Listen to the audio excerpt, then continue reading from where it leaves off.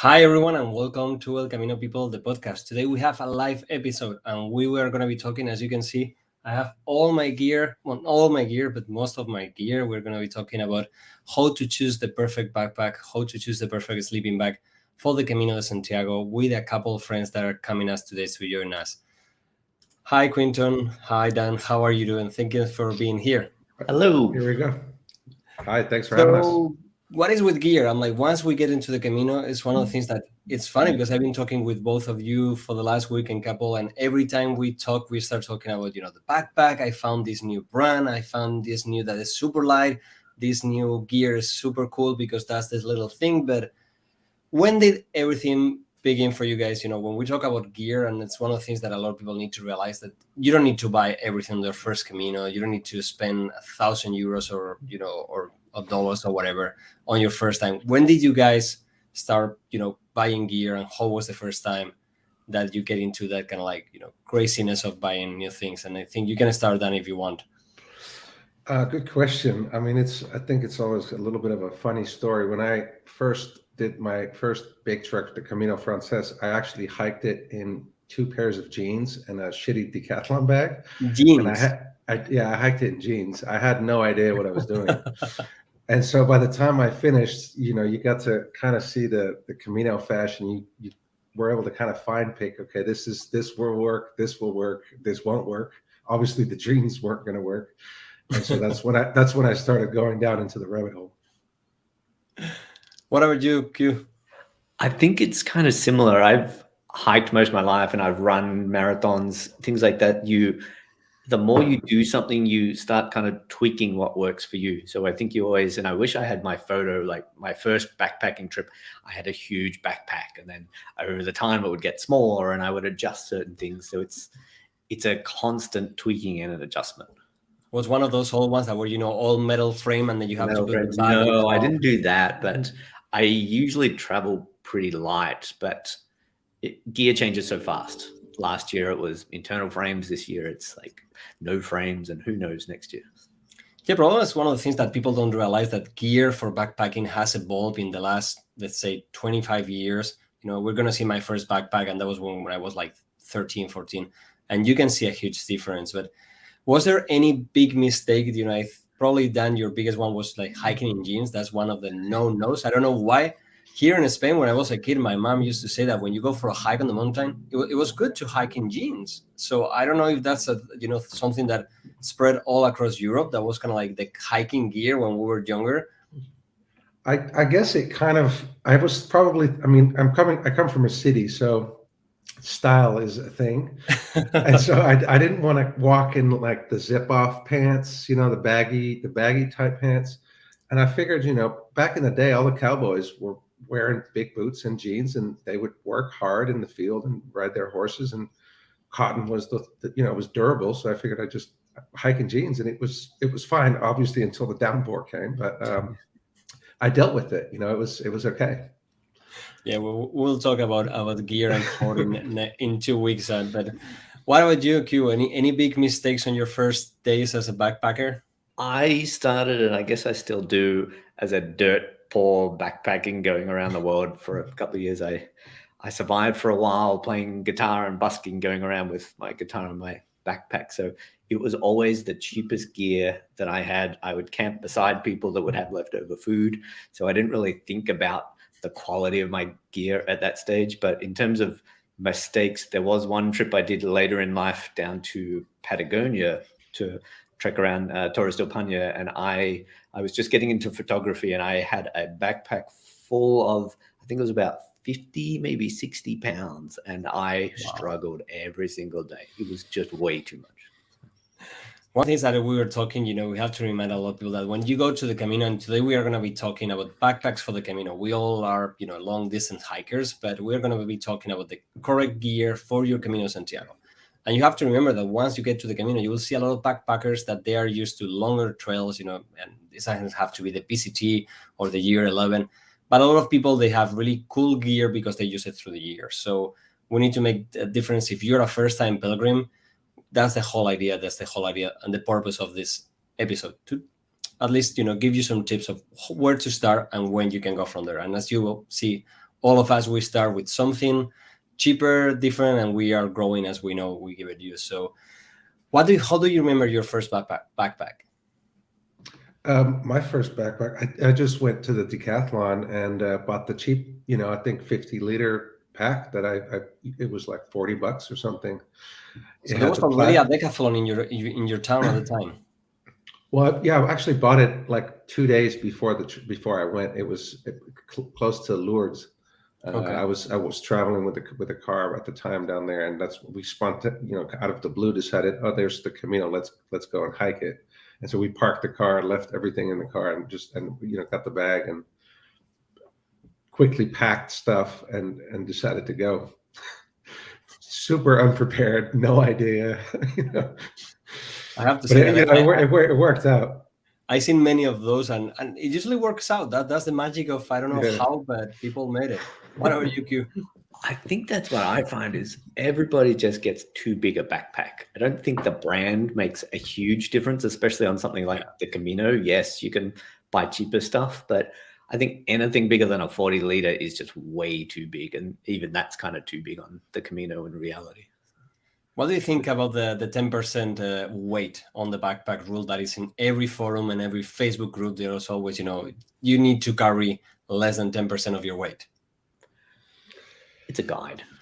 Yes, absolutely. And I think for women, it's even different because they can carry more products, leggings, little tank tops than men. I mean, our gear is normally a little bit heavier, even if you get into the high end stuff. Well, now I feel bad. I don't bring it anywhere. I just have shorts with liners, so I'm fine. There you go. Yeah, that's right. I leave the hair products at home, so I'm okay. Yeah, I don't.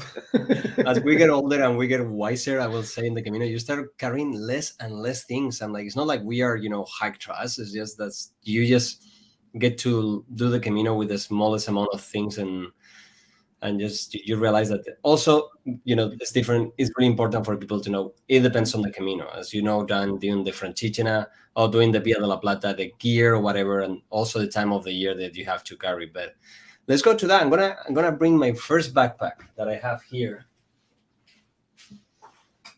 Curious what he's gonna bring up. I was waiting for a Dora the Explorer backpack. This is my first backpack. I'm like, you can see. It's quite old, but this is already 20 years old. Yeah, it's pretty good. Nothing really has changed much. Is it like a 65-liter? This is, I will say 60, 65 liter probably. What worries me is if it's 20 years old and it's so clean, you haven't used it properly. No, I wasn't, and it's been in a storage for probably the last 20 years. So, okay, so sizing. What do we say about sizing? Well, I agree with Q. I mean, less than 40 on a Camino, you don't need to go more than 40 liters. Yeah, I think the rule is no matter the size of your backpack, you will always fill it. So always go a size smaller and you'll fill that versus a bigger one, which you'll fill. Yeah, plus but sometimes also bigger backpacks give you more support for your bag, or some ones they have. So that's one of the, for me, like 40 sometimes is a little too small, maybe 45. I don't know. I like that with 40. If you get a good 40-liter backpack, there's often straps and stuff kind of around it, so you can always build outside. It's hard to find anything smaller than a 40-liter with an internal frame, and I think that's a big thing that people should think about. Like, do you want an internal frame or one without a frame, and therefore maybe no hip belt? I generally bring like a 40-liter just because it's got the internal frame and it's usually half empty. But on a long hike, I way prefer internal frames that I can put the weight on my hip versus just shoulder strap ones. I have a Gossamer Gear one down here that is an amazing backpack. It's like 36 liters, but on long days, no matter the weight, even if it's 5 kilos, you fill it on your backpack, on your shoulders after a while. You'll have to send me that link. I'm curious. I mean, I'm in the market. Which? Oh, here I have it down here. But that's one thing you brought up. Gossamer Gear kimono, but Very small, no hip belt, although it does come with a hip belt. I just take it off. But it's a fantastic backpack for sure. Wow. I wouldn't put more than maybe 7 kilos in it. Okay. But I've used that on the Camino multiple times. It's been great. So. Yeah. But you brought a great subject, having things hanging in your backpack. And for me, that's a big no ever. And why is that? Thank you. Love that. No, I mean like your jacket or a bottle of water that you can stick like side pockets, or like you have the bags that have you a lose big the balance and fish everything, net, and your bag is gonna be fucked up. Maybe in the Camino you wouldn't feel it, but if you're backpacking, for a long period of time, if you have 1 kilo extra, or you see the people, with the sneakers or the boots or the water bottle just plinging like a cow, I'm like, I think that's the difference. I don't mind things in external pockets, but I don't like when things dangle and move around. No. Stuff should definitely not move. Okay, It should be we should be agree on that fixed. one. Yeah, absolutely. Let's show the difference between a 65 liter and a 45 liter. Well, this one is a 50 liter Decathlon. This is my normal Camino backpack. Yeah, 50. I know that one. I love it because of the opening here. That's one of the things that I love the most, and also because it has like 3 different places, but like side pockets. Yeah. Super cheap also being Decathlon. Like you have this backpack for like 50 euros. I mean, what these Decathlons really, what they've done well is they've really been able to copy paste from, the designer brands and make it cheap. And because these I have I think it's a 40. I don't have it close to me now, but it's similar to that one, and it's got the full zip round, so you can just lay it down and have quick access. And you can tell it's not super incredible, quality, but it's perfect. It has a really nice bag that gives you a lot of, fresh air, and the hips and how it really fits into your bag. It's really, really nice. I think that for a first timer that it doesn't know if you're going to be doing more Caminos. There are some things on I don't think you have to spend a fortune on a backpack, especially in a first one, but I think sizing is super important. Like that backpack, for most people, I don't think most people measure their torso size before buying a backpack, for instance. So you figure out small, medium, large. But then if you get spend a little bit more on a backpack, the lower section on some backpacks, you can adjust so it fits your torso perfectly. Like I have a Z-Pack. Oh, sorry, not a Z-Pack, ultralight adventure one that you can adjust this bottom strap up and down a little bit as well, so it fits perfectly. And I think paying for something that gives you those micro adjustments makes a big difference, because people just buy the one size fits all backpack. But that's the thing. A lot of people, they don't even know that there's sizing for backpacks, or that there's, backpacks different for every people. People don't know there's one for men and for women, that they are different. And also the biggest mistake is people think that you carry the weight on your shoulders.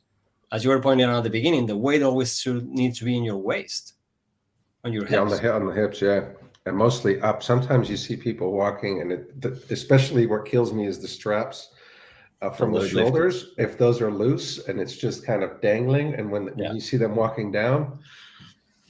But I think that's a good way to look at it. It's like, don't pick the specific brand of backpack. You'll end up picking the one that you like, probably because it looks good.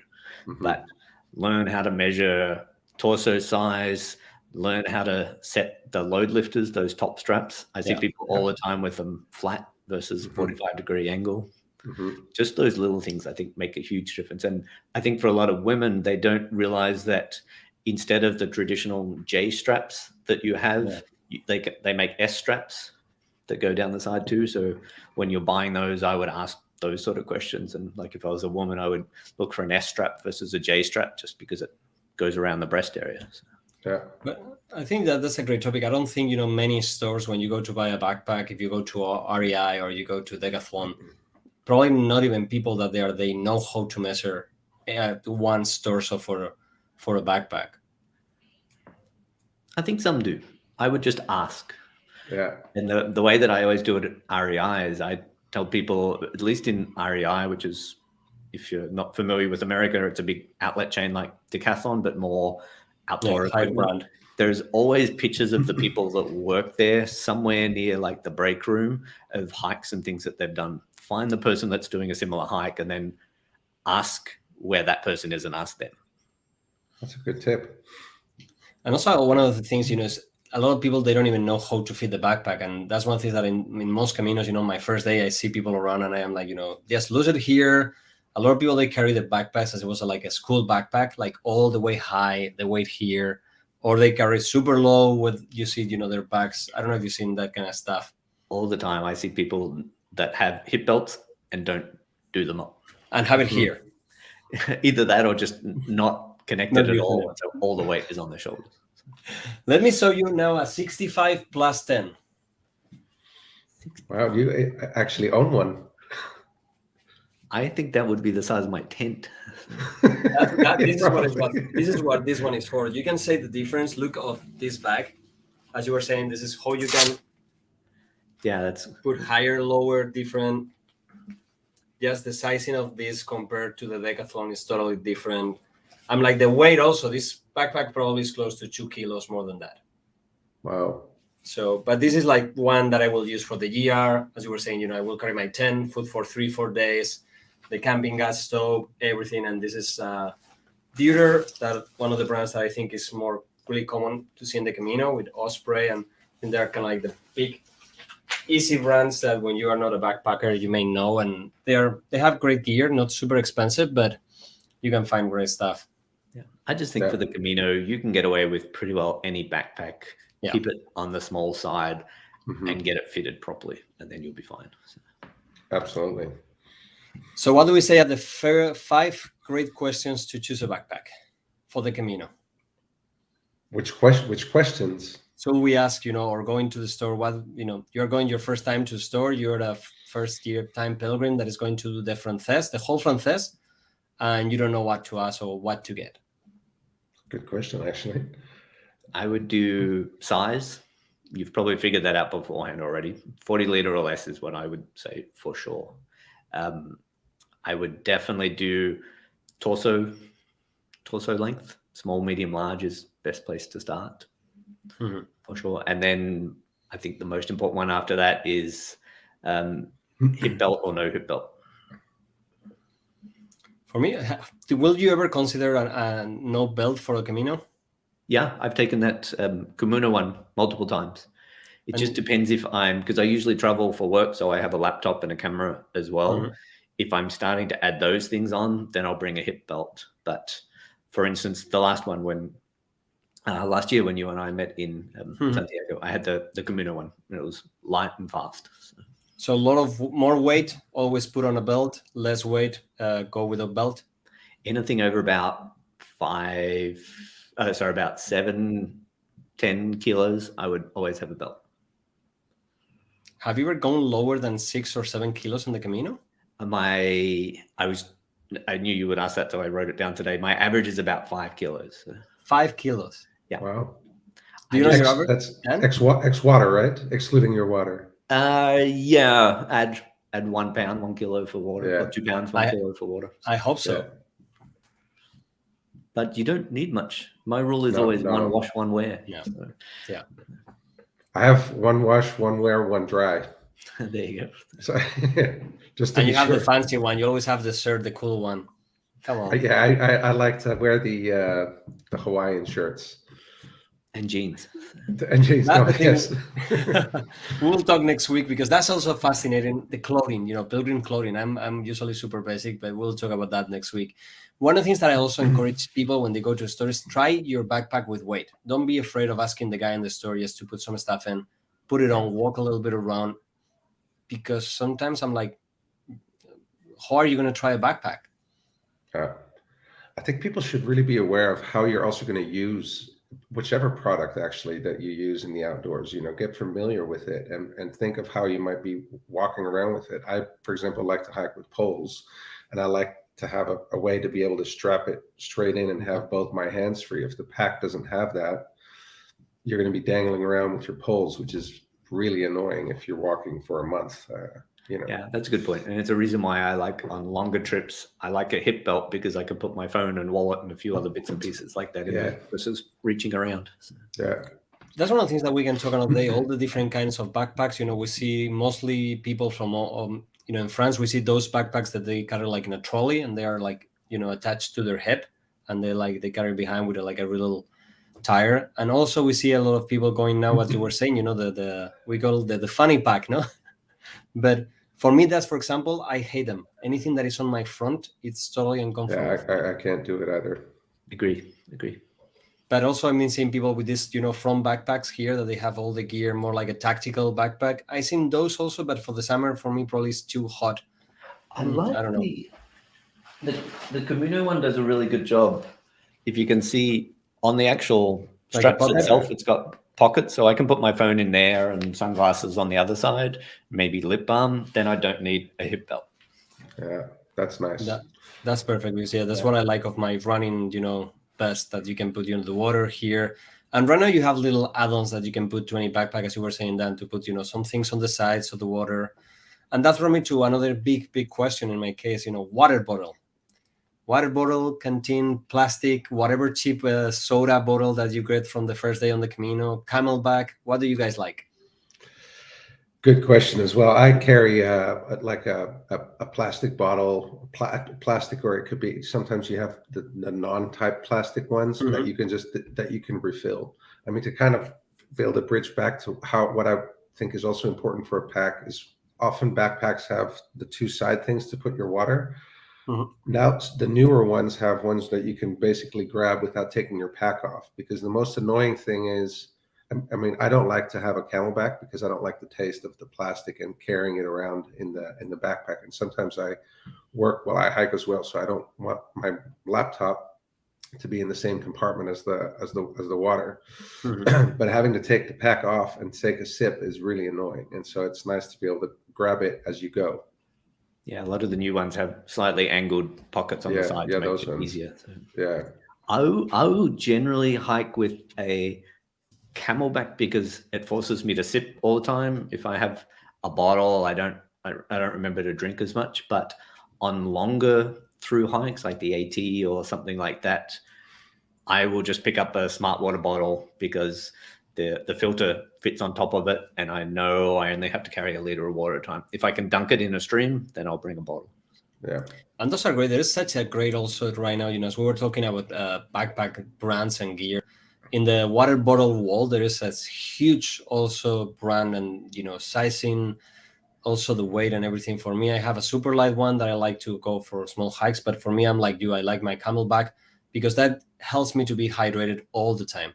Instead, if you have your water bottle, you need to, as you were saying, stop, because this is really hard. Even for the ones that have the pocket ready to go, you still have to stop to get it. And for me, I can walk, and there's something there. It's a great reminder that you need to be drinking all the time. But I found out that if I clean it well enough, I don't get the plasticky flavor. Yeah. But it is true that also you need to take, good care of it. And also you need to be careful if you carry your gear on the backpack, like, laptop or computer or whatever. At least on the Camino, I wash away that plastic smell with coffee every 5Ks or so I'm okay. Good man.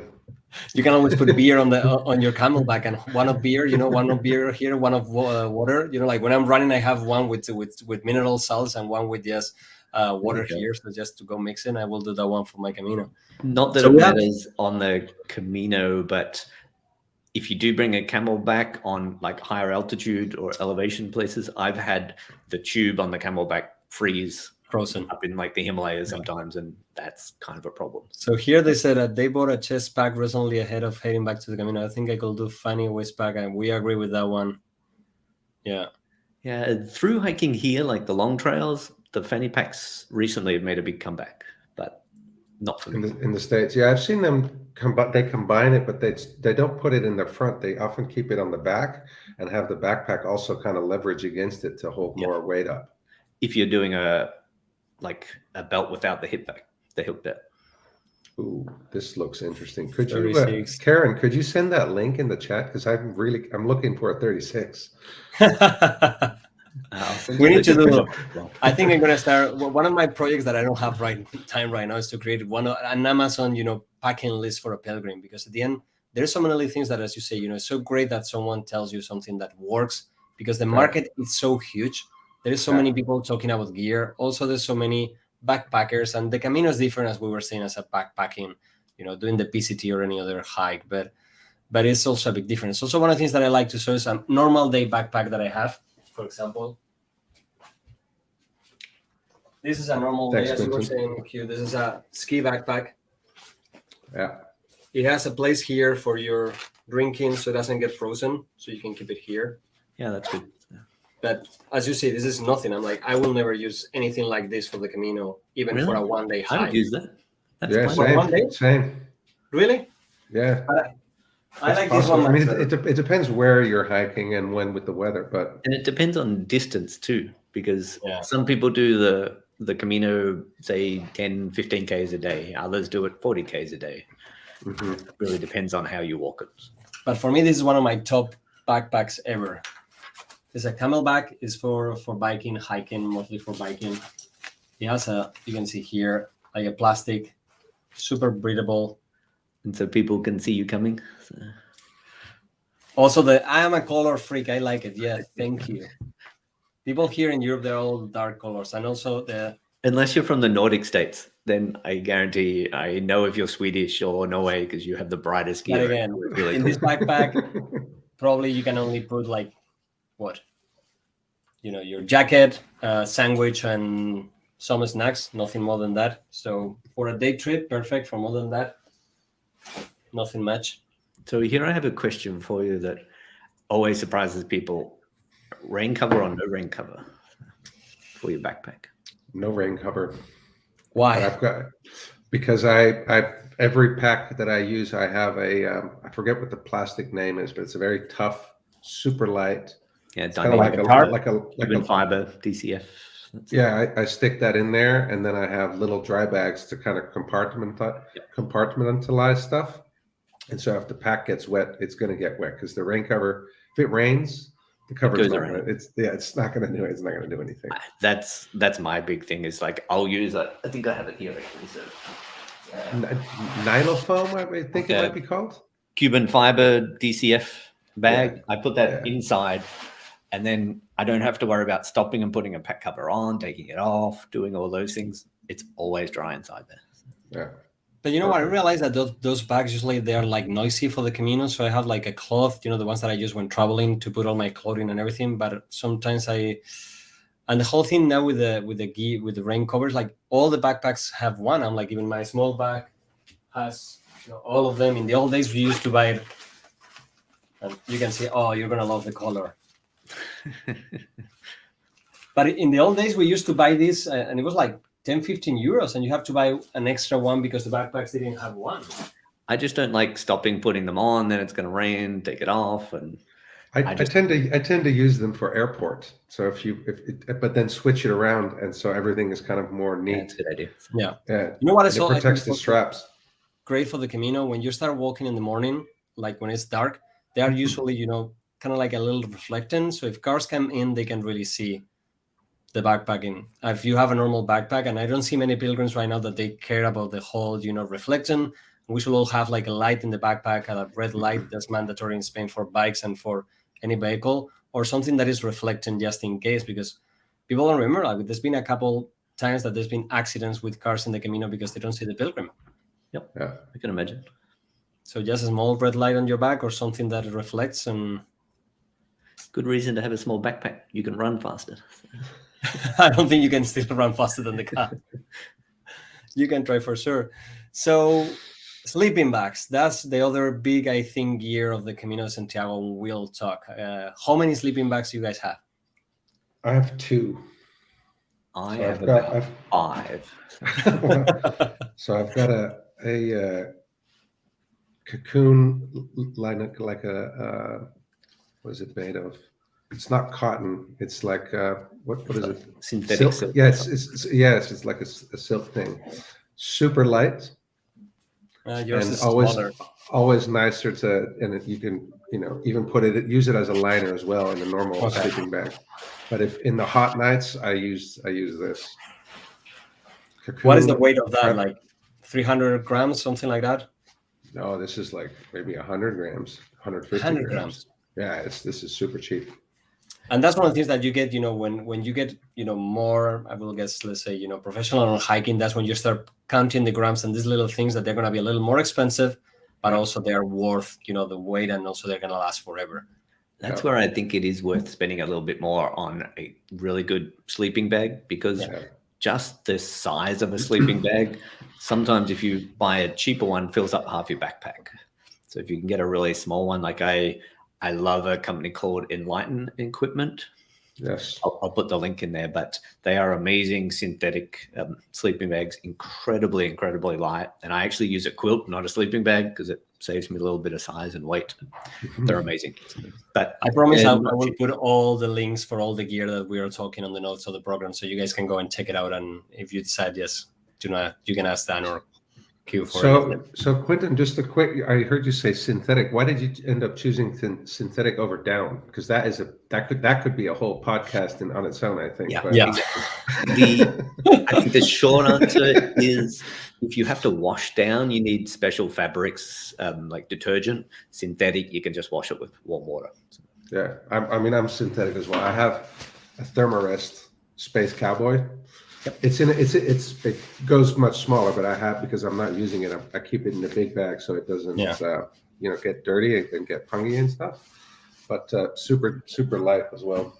Let's talk about, a lot of people they don't know, but as we were talking about how, the technical stuff of backpacks, there's a lot of technical stuff on sleeping bags. So can you just talk us about what is the, you were talking about down or synthetic? What is the difference? What is one? Because a lot of people, they don't even know what we're talking about. Good question. Yeah, down, I think is correct me if I'm wrong, but I believe is lighter and has a better warmth to weight ratio.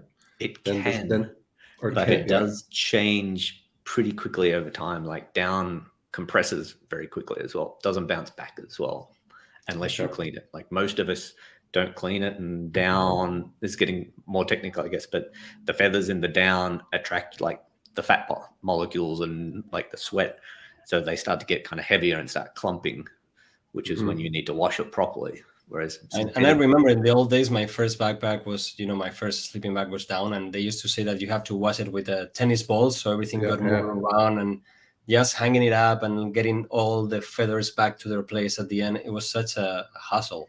Yeah, they're still amazing, but if you've got allergies, down is also one of the things that will trigger it. So synthetic sometimes is better for that too.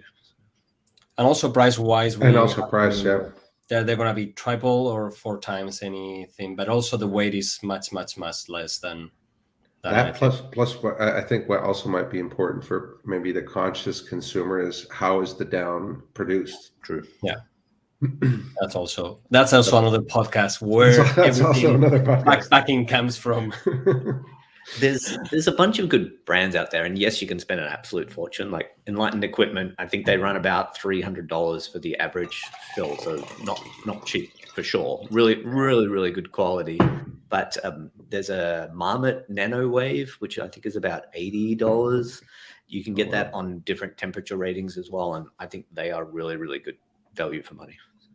And great, and lucky you bring up the temperature. Like another of the technical, when we're talking about sleeping bags, we talk about the fabric, what they are made of, and also the temperature. Can you explain the temperatures a little bit, Q?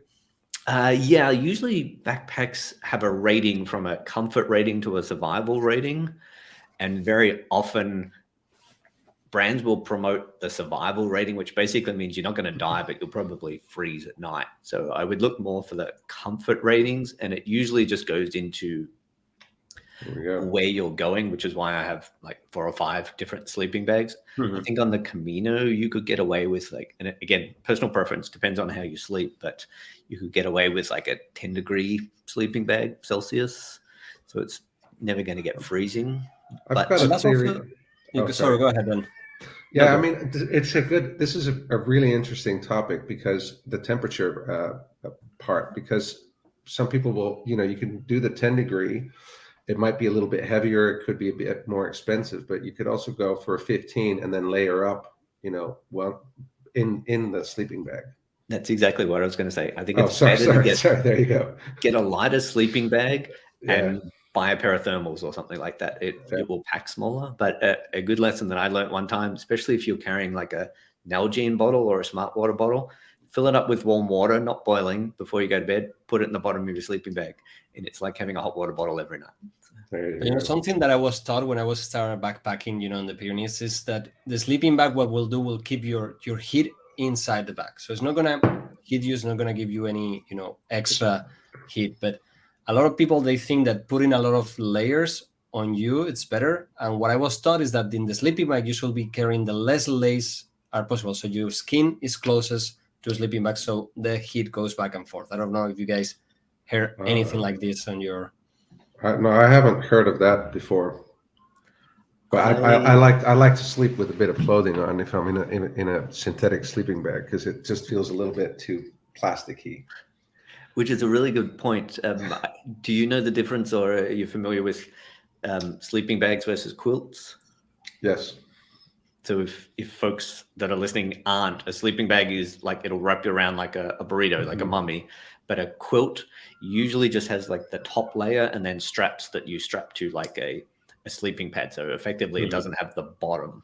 And I did learn from bad experience, especially on the Camino, a quilt doesn't work very well because some of those beds have that weird plastic wrap around them, and you sleep directly on that and you're like sticking all night, and it's not good. That's disgusting, yeah. For people that don't think, for example, this is a cheap Decathlon. This is the one that I use for the summer. And I was where you guys pointed out, one of the things a lot of people, they say, what kind of backpack, sleeping bag to wear? I'm like, it depends on you. Are you a cold person? Are you a warm person? For me, this is even more than enough to sleep on the street in the summer, because I'm really, I don't need much clothing, but it can be raining, it can be 6 degrees, and I will be in my shirt and shorts. So doesn't say anything. This one, for example, personal preference, but I think US dollars 80 and above is where you start getting into decent gear. And I think below that, I don't think works very well. Yeah. This one is a -1, 15, -1 extra, 15 top, 11 comfort. And usually they have 3, all of the sleeping bags. And you can say the difference between my hiking. Do you guys actually know what the difference is? Why do some sleeping bags have the opening zipper on the right, and why some have them on the left? So they can be joined. In case there's some Camino Amor along the way. Or in case you are in the middle of nowhere and you need to survive. But yes, the Camino Amor is better. There you go. I'm a big fan of any sleeping bag that I can have a bottom zipper where my feet can stick out, because I get really hot at night. So I like a little bit of air on the bottom. But again, I like to have my feet outside also. So I look for a double zipper so I can open the lower part and put my feet out as I can. But the one thing I don't think many people think about on the Camino is bringing a pillow. Like, I don't know if you've experienced, most of the pillows in the albergues are terrible. Really. And they are disgusting, most of them also. So So I always bring a little blow-up pillow, and there's a bunch of different ones. There's a company called Montbell that I really like, but they weigh nothing and they make your sleep much, much better. I mean, I think if people aren't in markets for pillows, because I would like to try it, but I don't know if I want to, invest in one now. What I usually do is just carry take out my dry bag where some clothing is in and just put that under the head. And I used to do that. Then I found like pillows just like, but I have one. It's I'd like to see actually which one you have. I butcher I'm mine looking all for the time. one also. So it's a Montbell pillow that I put a little strap on so it doesn't fall off the sleeping bag when I'm backpacking, and then it's just got a buff that goes around it, so my head isn't on plastic. But different pillows all feel really different. Can you attach these to some sleeping pads? I mean, this is obviously outside of the Camino. That's why I added this strap on, because if you've ever tried a sleeping bag pillow, they'll often slide off a sleeping pad. Yeah. So I always put a strap. So. But I have a big problem with that because, for me, I sleep with two pillows when I sleep. One for my neck, one for that I like to hug. So in my Camino, I used to be like Dan. The sleeping bag, I will fill it up with clothing, and I will put the backpack and hug my backpack. And that's usually so. Some people, I don't do it on albergues, but if I'm backpacking, and I'm sleeping See, outside, some people would say that's more whatever, of a trust issue than a comfort issue. Yeah, and I'd say this is probably another topic for another podcast, Jose. Thank you so much. Which Anyway, but you brought another explains topic. why you have the 65-liter now. You can fit your teddy bear in there. Oh, thank you. That's why I have a 60. I travel with my pillow because I'm really picky with pillows. Sorry. Yeah, mine is a blow-up pillow, so it doesn't take up any space or weight, and there's nothing worse than waking up in the morning with a sore neck and then. But doesn't feel, some of these old inflatable pillows, they used to be so plasticky, so they were weird. The sense was weird. Yeah, I always just put a buff over them, like the neck buff. I just use that as kind of like a sock for it, and then it's perfect. Just to add something to the sleeping bit, and I don't know if you guys use it at all, but I carry a bit of lavender with me, and this is obviously because the scent makes you sleep well and go to some nice places in your dreams, but it also keeps little bugs away at nighttime because they don't like the scent of it. Yeah, I think for the sleeping I go more for beer or wine, but yeah, I think the lavender also helps. There you go. I was waiting for a comeback there earlier. I was saying nice one. But one of the things that I did with my biggest sleeping, my greatest sleeping bag, I sleep with it in the snow, in an igloo or everything. But one of the things a lot of people, they don't say, and we were talking about it, how important it is to clean a sleeping bag. So if you have a sleeping bag that is expensive, that is sometimes it's much, and I will say smarter to buy a nice, cover liner inside that is super cheap and you can wash and you don't have to be washing your sleeping bag. I don't know if you guys do that for the Camino. I don't think because our sleeping bags that we carry, they are not that expensive. But for a good sleeping bag like this one, that is, you spend hundreds of euros. Sometimes if you put it on the washing machine or you have to wash it, it gets to the. Yeah, that's why I like to use the liner for that. If I know I'm going to be, especially if I'm camping, for a couple of days, and then I definitely stick it in. If there's no showers or anything around, this is much easier to wash and dry out than the sleeping bag. I've got to admit, I've slept in mine on like a couple of months through hikes and never washed it until I got home, and then remembered a few months later. But I do, when I come back from a through hike, I always wash my sleeping bag. Yeah. And you were talking, sometimes in the Camino you don't sleep on an albergue. Sometimes you have to sleep on the floor. So that comes the tricky question in the Camino de Santiago. Do we want to carry a mat or any kind of plastic, anything? And I like it because I think both of you are different on this kind. Yeah, so if I'm hiking with my tent, I have an Msr Hubba tent, and this is the ground sheet that you can use for it, which weighs next to nothing. It can be used as a pillow. If you're on it depends on what type of Camino you're on. A lot of we kind of have this romanticized idea that there's going to be green fields and it's going to be comfortable to sit down, but it often is not. There's going to be everything. It's going to hurt. There's going to be bugs everywhere. So if you stick one of these on there, you can just lie out and just enjoy the sun. But same as if you're in, sleeping in a church or at the nuns, or if there's nothing around, you have something to kind of keep you from the dirt or from the ground. In general, I would agree. I think on most like Caminos, like the Francis, I will sleep out maybe 2 nights just because I didn't find somewhere or I felt like walking. So I'll prioritize a little less weight and survive those 1 or 2 days versus carrying the extra weight for 80% of the time that I don't use it. But on something like the Francigena that I'm going to do next year, I'll be bringing a tent. Therefore, I'll bring a mattress as well. So. And that's one thing. A lot of people, they think that the mattress or the whatever, you call it, they have the foldables, they have the old ones that they're rounded. Most people think that this is just for comfort, but they have to remember that it's just to protect yourself from the cold of the ground. And like those, it's just not to feel comfortable. It's mostly to protect yourself to lose heat during the night, because we lose heat connected to another, faster. There's something called an R rating, which is the rating for the heat. The higher the number, the more heat it will bounce back. Yeah. So what's the one that you were showing? So this is just tell us a little bit about a cheap one from Decathlon, but this is nice to use if I just want to quickly sit down. But I also use this This is also can be used for people who have backpacks without frames. You can stick it in the back, so it kind of helps out, but it's nice to be able to sit on rocks or if it's wet outside. And I also use it if I carry my laptop, because I can just stick the MacBook in here, and it kind of, I feel like it's protected and it doesn't weigh anything. And it costs like €5. The Camino backpack that I showed before, again, big fan, not sponsored, but it has a rubber mat in there for like the back support. Oh, that wow. You can use as well, same time. So nice. So you can take that out and use it basically the way I use this. Exactly. A lot of people switch it to something that they prefer with a bit more structure. So it just comes straight out. So that it's is a very, very well designed backpack. I've almost clicked the affiliate link.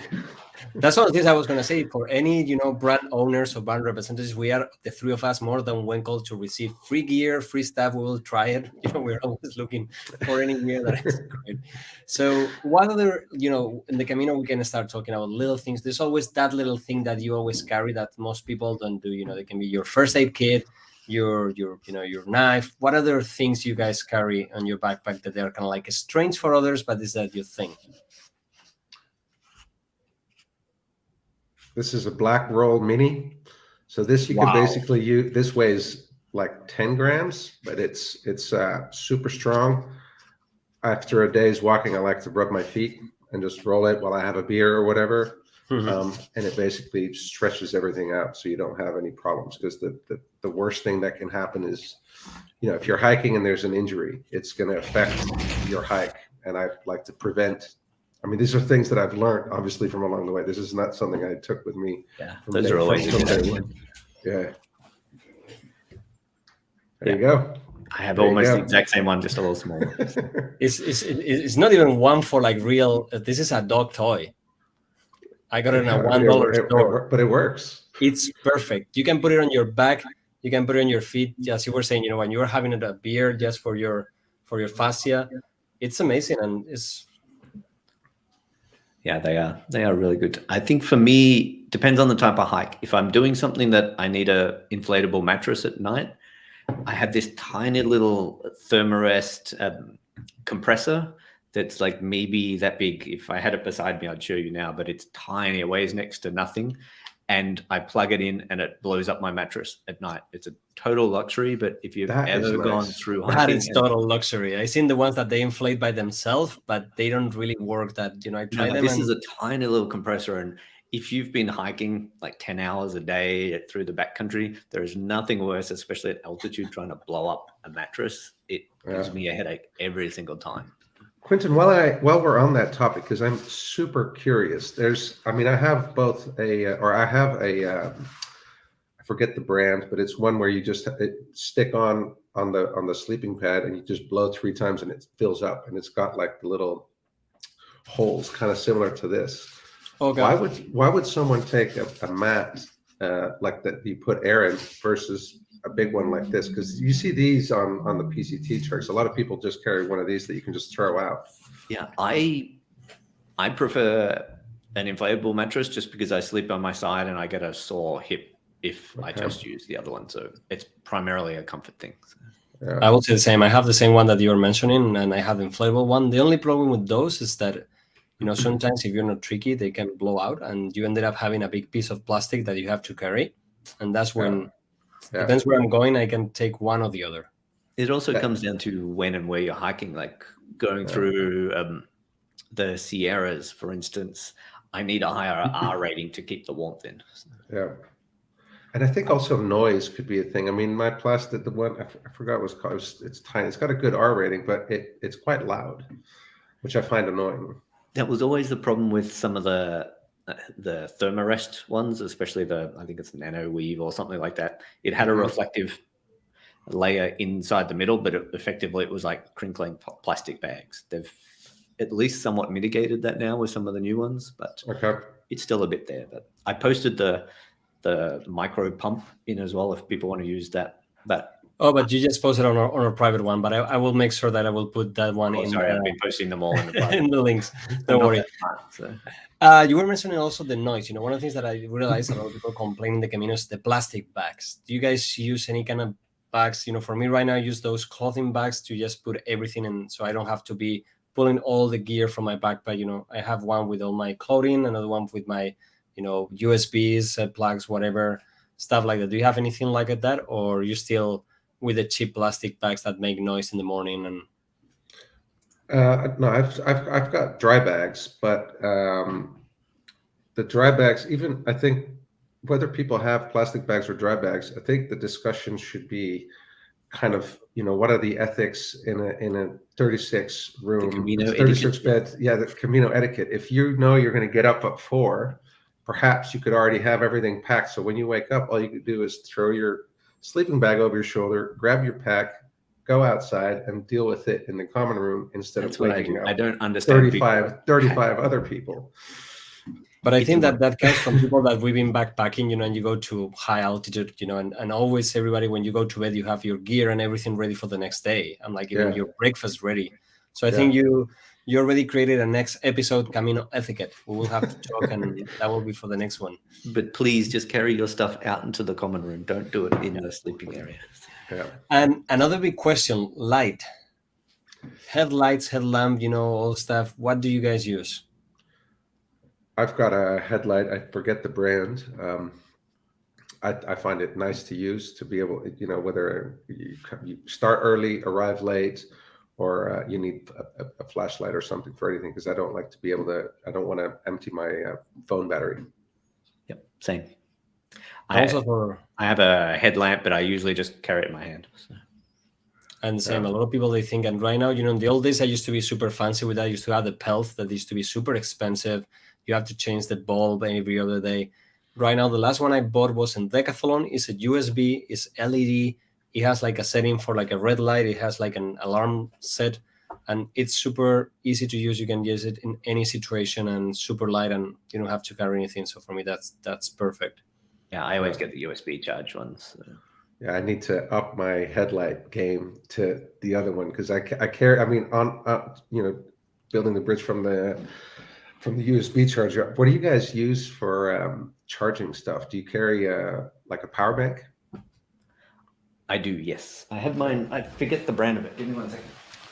I have a couple. I have a new one that I got for free just to try it out. That is super heavy, but it's a solar panel one. So that one I can, just in case. It takes a while, but I have a small one for the Camino that I carry that it gives me just in case. And it's just for the phone and for, any time that I can get lost or anything. But so I'm a big fan of it. You probably can't see it, but it's a night core, 10,000 milliamp.